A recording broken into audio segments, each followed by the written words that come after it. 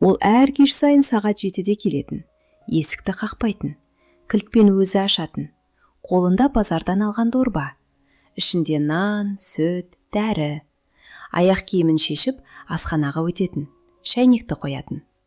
Менің үйімде, менің асханамда, менің күйеуімнің орындығына отыратын. Ал менің күйеуім сол кезде қалалық аурухананың 4-ші қабатында аппаратқа қосылып жатқан.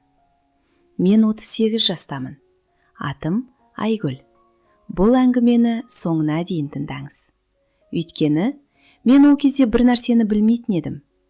Даниярдың қолында біздің үйдің кілті неге болғанын мен тек 3 аптадан кейін түсіндім. Бәрі сәуірдің 17-сінде басталды. Сол күні кешке Ерлан маған қоңырау шалды. Дауысы әдеттегідей асығыс еді. Айгүл, мен кешігемін, кездесу ұзап кетті. Тамақ жылытып қояйын ба? Қоймай-ақ қой, тамақ ішіп аламын. Оның маған айтқан соңғы сөзі осы болды. Тамақ ішіп аламын.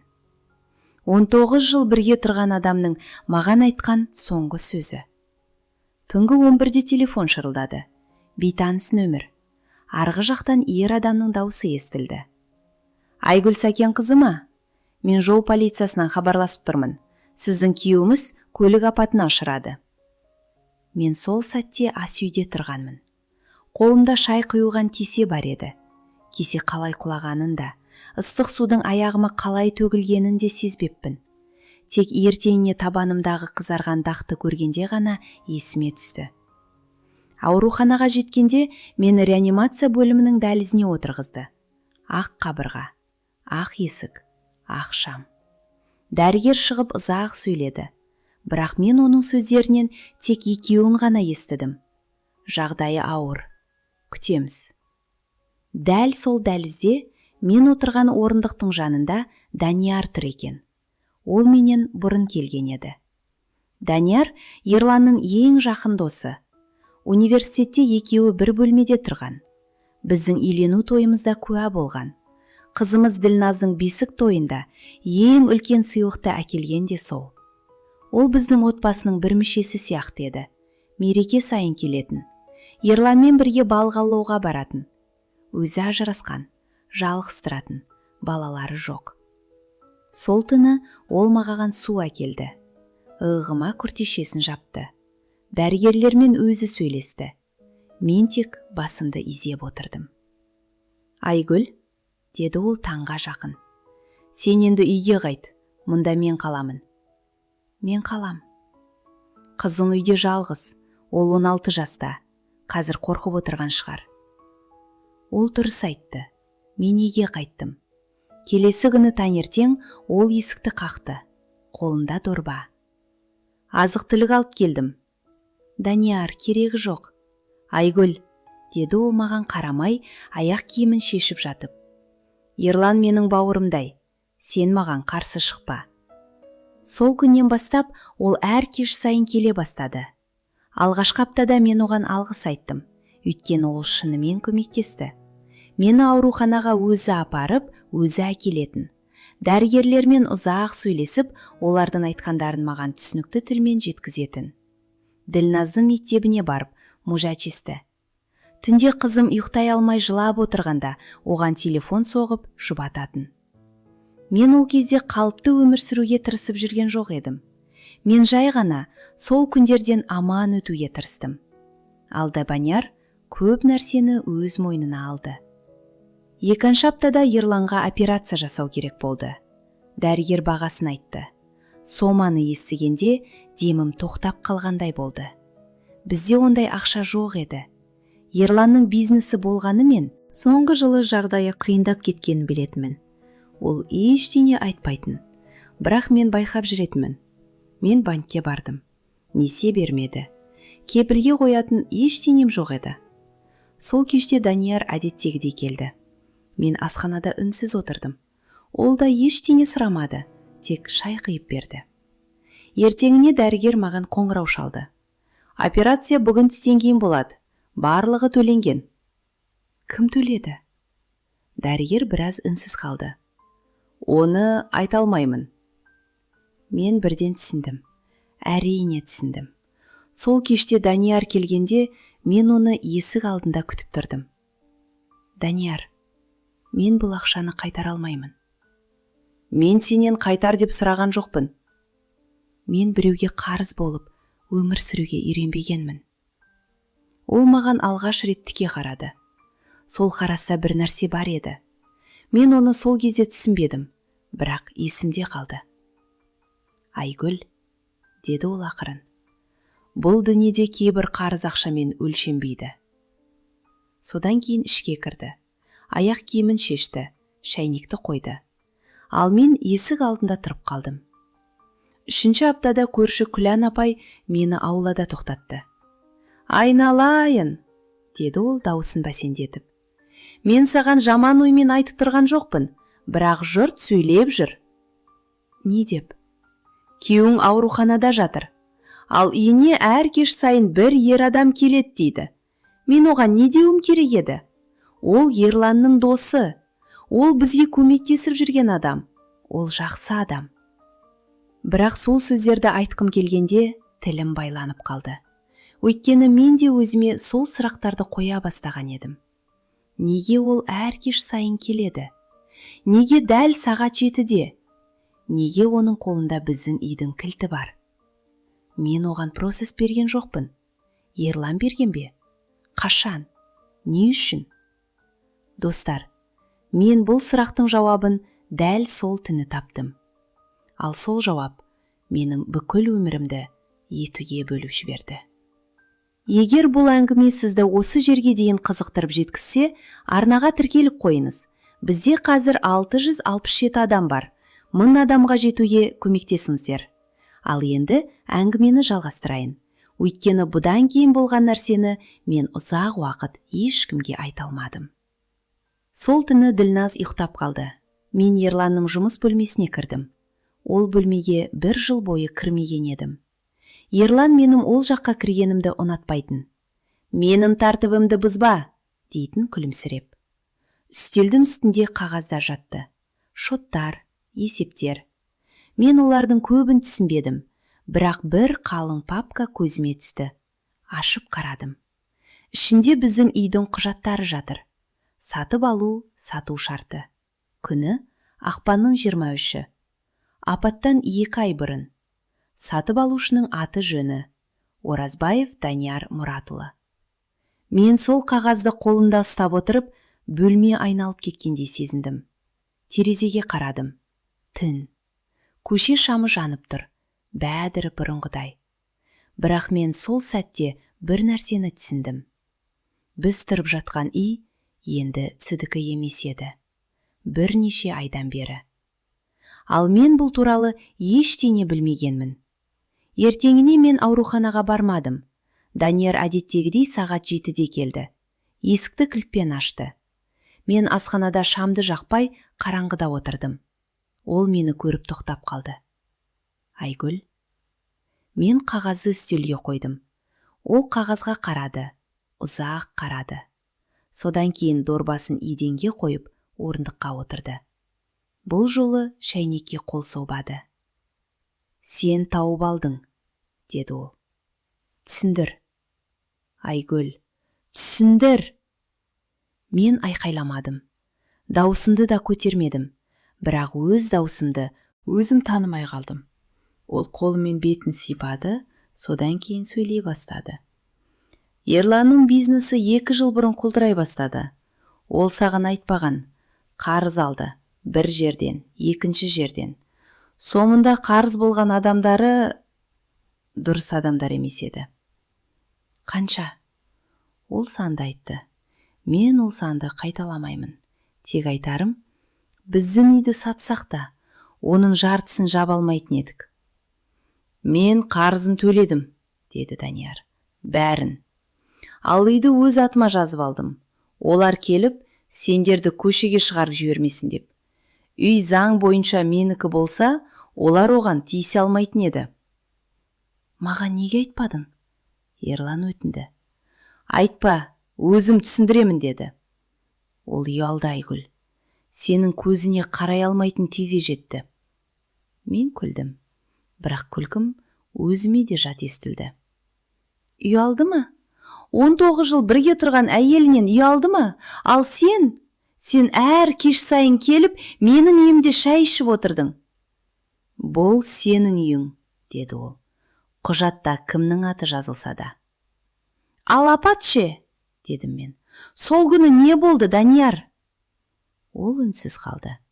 Дәл сол үнсіздік маған тағы бір шындықты жасырып тұрғанын сездірді. Ол көлікте жалғыз болған жоқ, деді ол ақыры. Кім болды? Айгүл, мұны білмей-ақ қойғаның дұрыс. Кім болды? Жанар, оның бухгалтері. Мен есік жаққа қарадым. Дәлізде Ділназдың велосипеді тұр. Қабырғада біздің отбасылық суретіміз ілулі. Үшеуміз, теңіз жағасында, 5 жыл бұрын. Ол қайда? Ауруханада. Жарақаты жеңіл, 2-ші қабатта жатыр. Сен мұны білдің бе? Сол түні білдім. Ал маған 3 апта бойы айтпадың. Ол орнынан тұрды. Маған қарай бір қадам жасады, бірақ жақындамай тоқтап қалды. Айгүл, сенің күйеуің аппаратқа қосылып жатты. Дәрігерлер үміт аз деді. Мен саған оны қалай айтамын? Күйеуіңнің жағдайы ауыр. Айтпақшы, ол көлікте басқа әйелмен болған деп пе? Иә, дедім мен. Дәл солай айтуың керек еді. Мен сені аядым. Аяма мені. Мен бала емеспін. Мен оның әйелімін. Маған аяушылық емес, шындық керек. Ол басын баяу изеді. Өзін ақтауға тырыспады. Тек менің сөзіммен келіскендей тұрды. Содан кейін маған қарап, дауысын бәсеңдетті. Мен сені 20 жылдан бері аяп келемін, Айгүл. Асхана іші тым-тырс болып қалды. Не? Ештеңе, деді ол бұрылып. Мен кетейін. Данияр, тоқта. Ол тоқтады. 20 жыл дегенің не? Ол терезеге қарап тұрып сөйледі. Университеттің 1-ші курсында мен сені асханада көрдім. Сен қызыл орамал тағып жүретінсің. Мен Ерланға анау қызды көрдім бе дедім. Ол күліп, жақсы қыз екен деді. Ол сәл үнсіз қалды. 3 күннен кейін Ерлан сенімен танысып үлгерді. Менің қолым дірілдей бастады. Мен оған ештеңе айтпадым, деді Данияр. Ол менің досым еді, ал сен оны таңдадың. Мен шетте қалдым, тойларыңа бардым, балаңның бесігін тербедім, мерекелерінде бірге отырдым. 20 жыл. Ол маған бұрылды. Мен сені бақытты деп ойладым, Айгүл. Егер сен бақытты болсаң, менің үнсіздігімнің мәні бар деп ойладым. Ал енді оның саған чуенін көріп отырмын. Сонда да саған бәрін айтпай, үндемей жүрдім. Бірақ бұл жолы мен сен емес, өзімді қорғадым. Ол кілтті үстелдің үстіне қойды. Мынау сенікі, үй де сенікі. Ертең нотариусқа барып, үйді қайта сенің атыңға жаздырамын. Мен қабылдамаймын. Айгүл, сенің ақшаңды да, үйіңді де қабылдамаймын, дедім мен. Өйткені бұдан бұлай ешкімге қарыз болып өмір сүргім келмейді. Ерланға да, саған да. Ерлан 26-шы күні көзін ашты. Маған хабарлағанда мен базарда тұрғанмын. Телефонды құлағыма басып, көшенің ортасында тұрып қалдым. Айналамда адамдар жүріп жатты. Ал мен қуанамын ба, жоқ па, өзінде түсінбедім. Ауруханаға бардым, ол қатты арықтап кетіпті. Беті сұрғылт, көзі шүңірейген. Мені көргенде ерні дірілдеді. Айгүл. Мен оның қасына отырдым, бірақ қолын ұстамадым. Қалайсың деп сұрадым. Тірімін, деді ол, әрең күлімсіреп. Қызым қалай? Ділназ жақсы. Біраз үнсіз отырдық. Содан кейін ол сөйледі. Даусы әлсіз болғанымен сөзі анық шықты. Айгүл, мен саған бір нәрсе айтуым керек.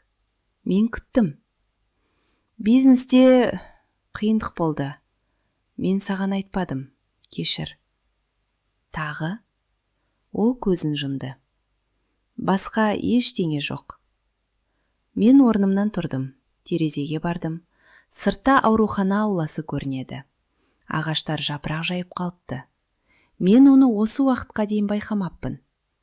Ерлан, дедім мен терезеге қарап тұрып. Екінші қабатта Жанар деген әйел жатыр. Апат болған кезде сенің көлігінде отырған әйел.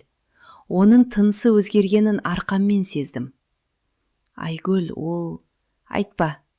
Мен оған бұрылдым. Мен сенен түсінік сұрап тұрған жоқпын. Мен саған бір мүмкіндік бердім. Бір ғана мүмкіндік. Сен басқа ештеңе жоқ дедің. Демек сен тағы да шындықты айтпауды таңдадың. Оның көзінен жас ақты. Мен оның бұрын 2 рет жылағанын көргенмін. Әкесі қайтқанда, Ділназ дүниеге келгенде. Бірақ бұл жолы менің ішімде ештеңе қозғалған жоқ. Мен сені тастап кетемін де. Білмеймін, әлі білмеймін. Бірақ бір нәрсені анық білемін. Сен емделіп шығасың. Өйткені Ділназға әкесі керек.